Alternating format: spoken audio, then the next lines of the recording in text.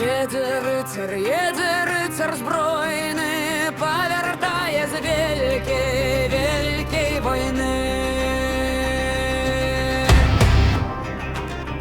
У яго шабля вышчарбёна, ды кашулька ў яго закававёна.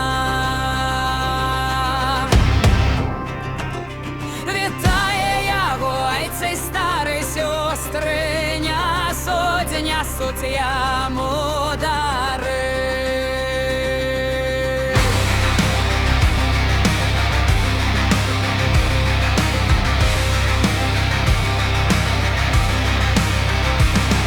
З яго братцы цешыліся, ды суседзі з яго бавіліся.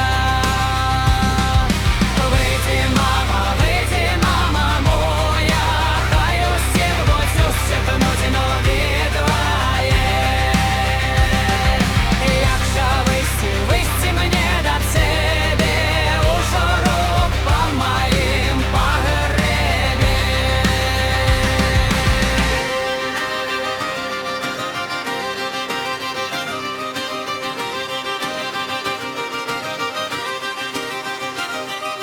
Ці ж я маме пакой справлю,